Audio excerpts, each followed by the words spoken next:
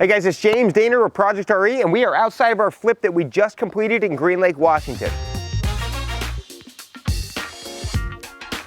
So we purchased this property about 18 months ago for $780,000. We put in over $380,000 into this renovation, and we sold it for $1.8 million. After all lending costs and debt costs, we are netting out about $250,000 on this project. So how did we do it, and why did it take so long? So the first thing you want to know when you're flipping an old Craftsman home is that they're old. They take a lot more time and work. They need, the floor plans need to be modified, and the permitting takes a long time. For this specific house, it took us 12 months just to get our permit from the city of Seattle. The reason being is because of the age of the house. It was nearly 100 years old. We had to seismic upgrade the property and take it all to brand new code. Hence also why our budget was so high as well. So when renovating these old homes, there's all sorts of things you gotta do. Just like any other flip, you gotta do the electric, the plumbing, update all the systems. But again, fixing the spaces is actually one of the most important factors. So when we originally bought this house, the staircase actually came down right here. You opened your front door and you ran right into a set of stairs. Bad first impression. So during our permitting times, the reason it took so long is we had to move everything back for flow. We wanted the house to be welcoming and inviting as soon as it comes through. So as you're walking an old Craftsman home, you want to look at the spaces, figure out the measurements, what works, what doesn't work, and then you can budget accordingly. So prior to even buying this property, we had already set our budget for over $300,000, where typically this house could cost us around $200,000. The reason being is we knew we had to manipulate the whole thing. So this house was reframed throughout the whole main floor. The kitchen was actually back in this corner prior with a doorway that went into the hallway, so it had very weird flow. So what we had to do is rip it all the way down the studs, install new beams, move the staircases, and get it to flow correctly. So the kitchen was knocked out, and then we did upgrade all the cabinets for a higher end cabinet. So typically what we do for like our standard flip, if we were selling this project for around 1.3 million, we would be able to use builder grade cabinets. That kitchen cost is typically gonna cost me about $11,000 for my cabinets, my hardware, and my countertops. With this cabinets, because we're selling in a 1.8 million, which requires a higher premium product, we spent nearly $35,000 on our cabinets and counters just for our kitchen. The reason being is they're not builder grade. You can see they're inset. They have on-site wood finish. They're a custom color throughout. By doing these things, it got us that premium. So when we sold this property too, interest rates had doubled nearly since where it was when we bought the project. The reason we were able to still stick that high price is because we put in these finishes. Anything else in the market wasn't as updated and it didn't quite get that premium. Other things that we had to do as we upgraded this old Craftsman home was look at the fit and finishes. Other upgrades that we wanted to do on this house for the price point was we put a presidential roof on the house. That cost us about 35% more than a comp roof. We put in all new siding on the property, and then we upgraded the windows. For instead of a standard white vinyl window, we actually went with a black fiberglass. So when you're doing these Craftsman homes and you're looking at the kind of price points, it's not just about the fit and finishes of putting in the cabinets, the windows, it's about putting in the right floor plan. So all these things matter when you're looking at these kind of deals. It's really important to dig into your comparables and evaluate where the spaces are and what kind of finishes it has. So on the main floor, it went from being a 2-bedroom, 1-bath property into staying a 2-bedroom, 1-bath property. But now we have much better flow. Staircases are moved back. Kitchen was nearly doubled in size. We created a massive dining room space off the back. It has all the formal spaces that are great for resale. So remember again, the market has been slowing down, but we still were able to get our high premium price by putting in the right floor plan. So on the main floor, we had 2 bedrooms and 1 bath. This bathroom was just redesigned and refinished, and we upgraded these things for, again, a higher caliber bathroom.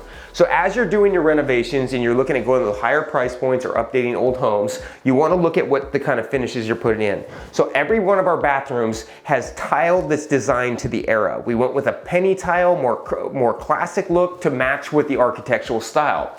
In addition to, we didn't use cheaper ceramic tile product. This is actually real natural stone, it's subway tiled in, and this costs us about 4 times more material cost than it does for a traditional reno. The big key difference that you want to think about when you're looking at doing these upgrades is what's the material adjustment. Typically your trades aren't going to charge you more for installing different types of tile. The only time that you do want to think about your kind of budgeting for install rates is if you're using like a specialty tile. If you're using a natural stone, it takes more time to cut the tile. If you're doing a design where there's two different types of tones, like our soap niche was recessed in with the penny tile in the middle, that costs a little bit more. So the more custom design finishes and the more tweaks that you do, the more your labor is going to install. All things that you want to think about when you're renovating it.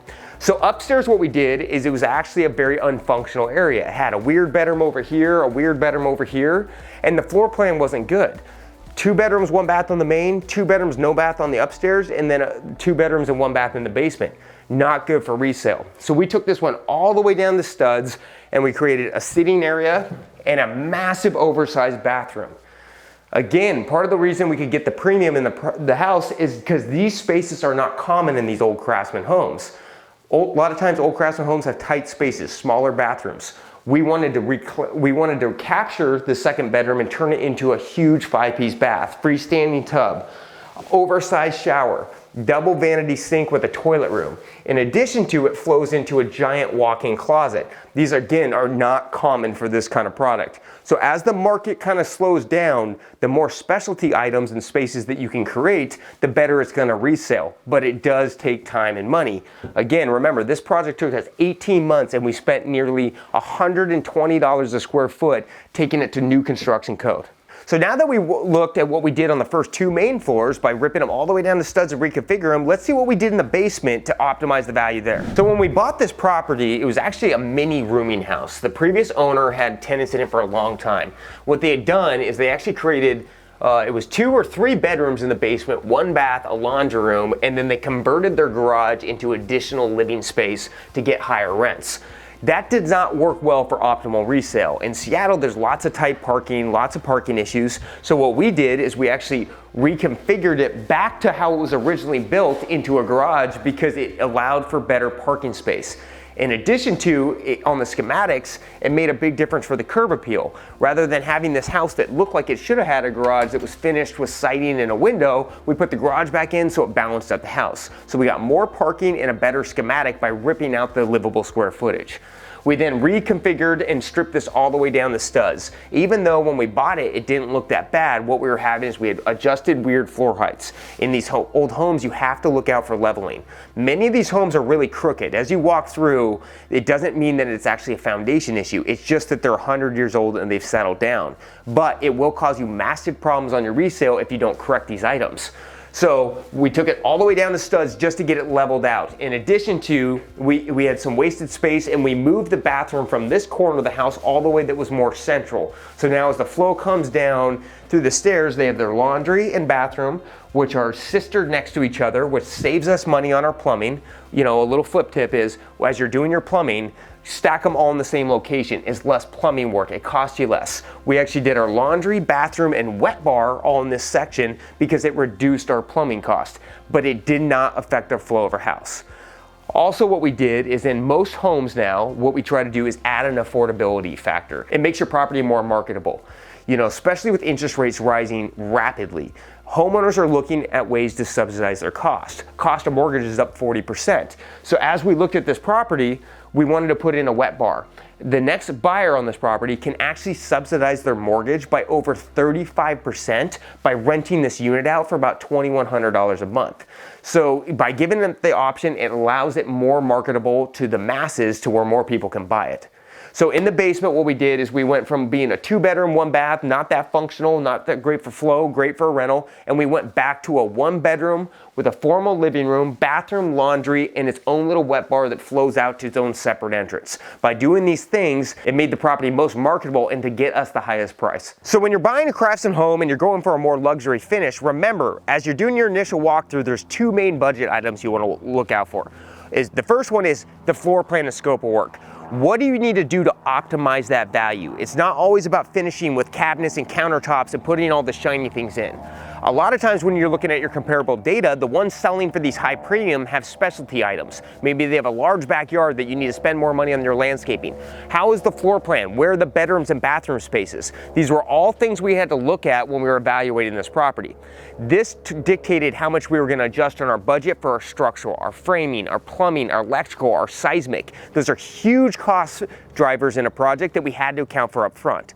The second thing we had to do was look at what the specs were going to be. This home could easily sell for $1.45 million on the market if it was the same square footage.